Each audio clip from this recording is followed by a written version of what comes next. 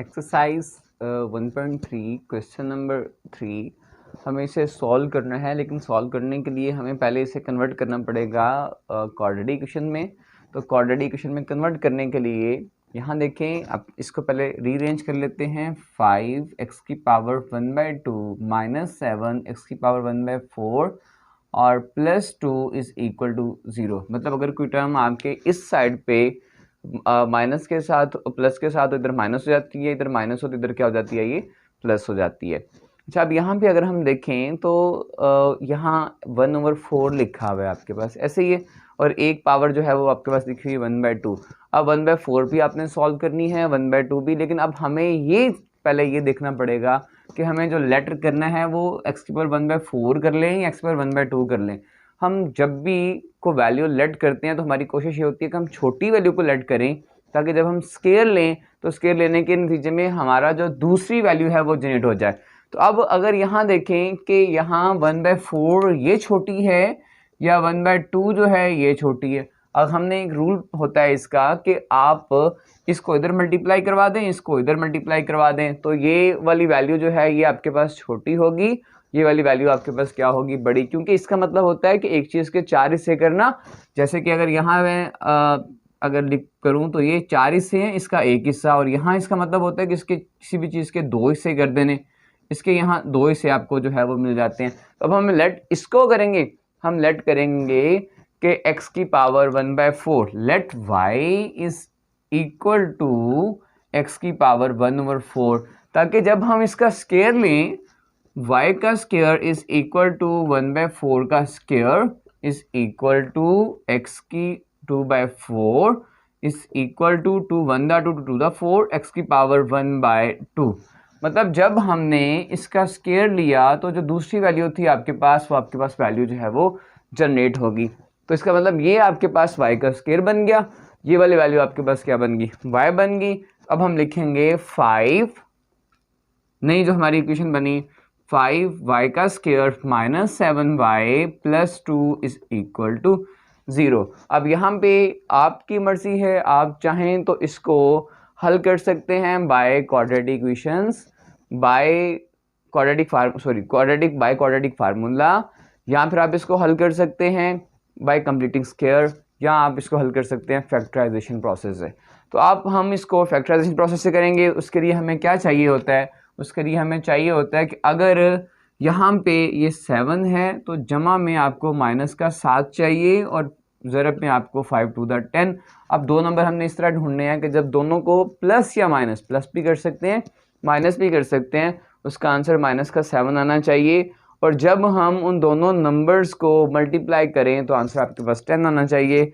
इसके लिए यहाँ से बन जाएगा, अगर हम देखें -5 -2 माइनस का 7 हो गया, -5 इंटू -2, आंसर आपके पास क्या आ गया, माइनस माइनस प्लस, तो आपके पास 10 हो गया। तो इसका मतलब ये वाले जो दो नंबर्स हैं, ये दो नंबर हमारी दोनों कंडीशंस को फुलफिल करते हैं। तो यहाँ आ जाएगा 5 y का square -5y minus 2y plus 2 is equal to 0। अगर हम यहाँ देखें इसमें से कुछ कॉमन आ सकता है, इन दोनों में से 5y कॉमन आ सकता है। यहाँ आ जाएगा y -1, क्योंकि 5y हम कॉमन ले चुके होते हैं। इनमें से अगर देखें तो -2 हम कॉमन ले लेते हैं, y -1 is equal to 0।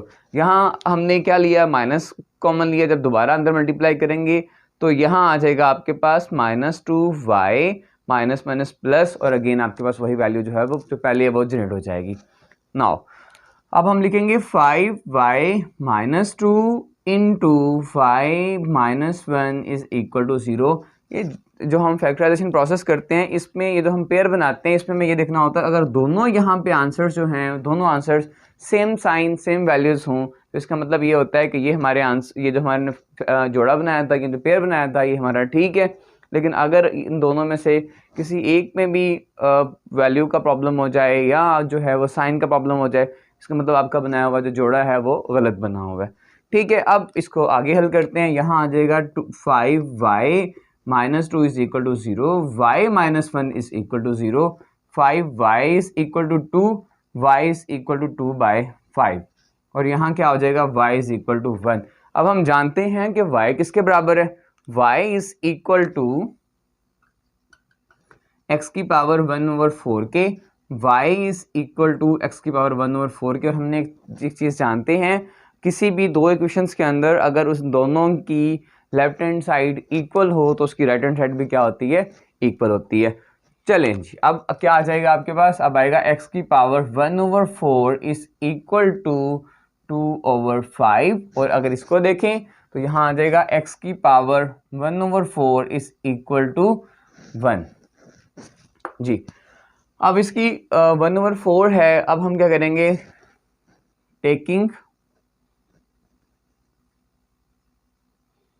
Power 4 both sides, दोनों तरफ जो है पावर 4 ले लेते हैं। तो यहाँ आ जाएगा x की पावर 1/4 पावर 4 2/5 पावर 4, 4 से 4 क्या हो गया, कैंसिल हो गया। x इज इक्वल टू 2 की पावर 4, 2 की पावर 4 का मतलब होता है 2 की power 4 is equal to 2 multiply 2 multiply 2 multiply 2, तो 2 बार 4, 4 2 बार 8 और 8 2 बार 16, 16 आ गया। डिवाइडिंग बाय 5 की पावर 4 का मतलब होता है 5 मल्टीप्लाइंग 5 मल्टीप्लाइंग बाय 5 और multiplying by 5, 5 5 the 25, 25 5 the 125, 125 5 the 625। और यहाँ ये जब इसको हल करेंगे 1/4 इसकी पावर 4, 1 की पावर आप जितनी दफ़ जो मर्जी ले लें उसका आंसर हमेशा 1 ही रहेगा। 1 की पावर 4 का मतलब क्या होता है कि 1 मल्टीप्लाई 1 मल्टीप्लाई 1 मल्टीप्लाई 1, को फ़र्क पड़ेगा यहाँ पे 1 1 1 1, जितने मर्जी मल्टीप्लाई करें आंसर उसका हमेशा जो है वो 1 ही आएगा। तो यहाँ x इज इक्वल टू 1 आ गया। अब आपके पास जो सोल्यूशन सेट आएगा, solution set is equal to 16/625 into 1 आ गया। ये आपके पास इसका सोल्यूशन सेट हो गया। 1.3 क्वेश्चन नंबर 4 हमें इसे सॉल्व करना है। हम इसको सॉल्व करने के लिए पहले इसको कन्वर्ट करेंगे क्वाड्रेटिक इक्वेशन के अंदर, क्योंकि इस लेवल पे हमने या इस एक्सरसाइज के अंदर हमने जो क्वेश्चंस को सॉल्व करना है वो हमने सॉल्व करना है by quadratic formula, quadratic equation या फैक्टराइजेशन, मतलब इसको कन्वर्ट करना है पहले हमने क्वाड्रेटिक इक्वेशन के अंदर। तो इसके लिए सबसे पहले हम इसको जरा रीअरेंज कर लेते हैं। x की पावर 2/3 माइनस 15 x की power 1/3 plus 54 is equal to 0। अब यहाँ पे आपके पास जो है वो दो वैल्यूज आ गई, एक वैल्यू है x की पावर 1/3, दूसरी है x की पावर 2/3। अब आप चाहें इसको भी ले सकते हैं, लेना चाहें तो इसको भी लिया जा सकता है, इसको भी लिया जा सकता है, लेकिन हम इसको नहीं लेंगे क्योंकि हमारे पास ये होता है कि अगर एक वैल्यू हम ले रहे हैं, जब उस वैल्यू का स्केयर लें तो दूसरी वैल्यू हमारे पास जनरेट होनी चाहिए।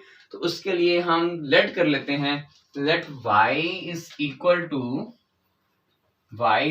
टू x की पावर 1/3 हो गया y। अच्छा, अब जब हम इसका स्केयर लेंगे y square is equal to 1/3 का स्केयर इज इक्वल टू 2/3 हो गया। अच्छा, अब यहाँ देखें ये आपके पास y हो गया, ये आपके पास y स्क्वायर हो गया। अब नई इक्वेशन आपके पास बन गई y square minus 15y plus 54 is equal to 0। अब ये जो इक्वेशन है, ये इक्वेशन आपके पास एक क्वाड्रेटिक इक्वेशन है, बिल्कुल वैसे ही बन गई जैसे कि हमारे पास general form of quadratic equation की होती है।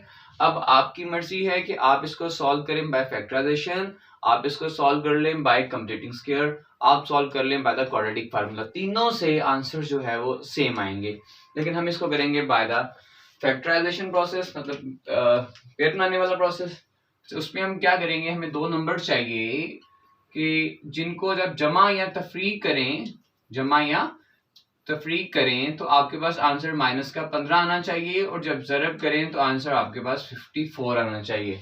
अगर हम देखें कि अगर हम -9 और 5 ले 6 ले सॉरी -9 -6 माइनस का 15 हो गया, और माइनस माइनस प्लस 9 मल्टीप्लाई 6 क्या हो गया 54, 9 6 का 54 हो गया। इसका मतलब ये हुआ कि आप जो है, जो आपका जोड़ा बना, जो दो नंबर्स आपको चाहिए थे वो एक -9 है, दूसरा क्या बना आपके पास माइनस का 6 बन गया।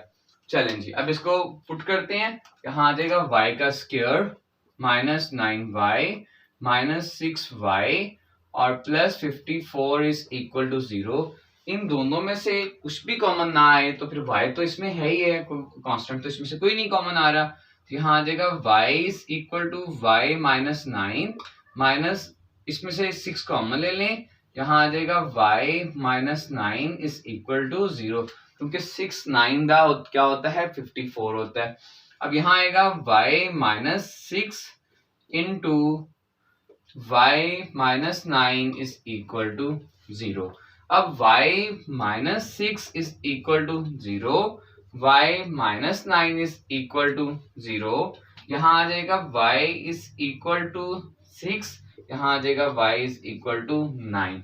अब ये दो आंसर्स आपके पास आ गए। हमारा क्वेश्चन x वेरिएबल के अंदर था, अभी जो हमारे आंसर्स आए वो y वेरिएबल के अंदर है, मतलब ये हमारे अभी फाइनल आंसर हमारा नहीं हुआ, क्योंकि हम जानते हैं कि y किसके बराबर है, y इज इक्वल टू 6 की पावर 1/3, y इज x की power 1/3, y is equal to x की पावर 1/3। तो अब हम क्या करते हैं, हम करेंगे x की पावर 1/3 इज इक्वल टू 6 और x की पावर 1/3 इज इक्वल टू 9। अब हम दोनों तरफ क्या कर लेते हैं, दोनों तरफ क्यूब कर लेते हैं, इधर भी क्यूब ले लेंगे और इधर भी हम क्या ले लेते हैं, क्यूब ले लेते हैं। जब दोनों तरफ हम क्यूब लेंगे तो आपके पास आएगा x की power, taking cube both side, taking cube both side, x की पावर 1/3 इज इक्वल टू 6 की पावर 3। 6 की पावर 3 का मतलब क्या होता है, 6 मल्टीप्लाई 6 मल्टीप्लाई 6, तो आपके पास आंसर आ गया 216। अगर हम इसको कैलकुलेटर से सॉल्व कर लें तो अभी कोई मसले वाली बात नहीं है। यहाँ आ जाएगा x की पावर 1/3 इसकी पावर 3 इज इक्वल टू 9 की पावर 3 आ गया, तो x is equal to 729। Calculator से सॉल्विंग बाय कैलकुलेटर से हमने सॉल्व किया तो आपके पास एक आंसर आया 216, दूसरा आया आपके पास 729। अब आपके पास सोल्यूशन सेट हो गया, solution set is equal to 216,729। Exercise 1.3 question number 5 हमने इसे सॉल्व करना है। हम कोशिश करेंगे कि पहले ये वाली जो फॉर्म आपको दी गई है इस फॉर्म को हम कन्वर्ट कर ले क्वाड्रेटिक इक्वेशन के अंदर। क्वाड्रेटिक इक्वेशन क्या होती है, आपके पास ax² plus bx plus c is equal to 0। तो अब पहले इसे रीअरेंज कर लेते हैं, 3x की पावर -2 माइनस 8x की power -1 plus 5 is equal to 0। अगर यहाँ देखें हम लेट कर लेते हैं, let y is equal to x की पावर -1, y का स्क्वायर इज इक्वल टू -1 का square is equal to x की पावर -2, क्योंकि हम जानते हैं एक रूल होता है a की पावर m, उसकी पावर अगर n ले लें तो a की पावर क्या हो जाती है, आपके पास mn आ जाता है। ठीक है, तो अब ये देखें ये आपके पास y स्क्वायर बन गया, ये आपके पास y बन गया, और आपके पास जो दी गई इक्वेशन थी वो कन्वर्ट हो गई एक क्वाड्रेटिक इक्वेशन के अंदर। -8y plus 5 is equal to 0।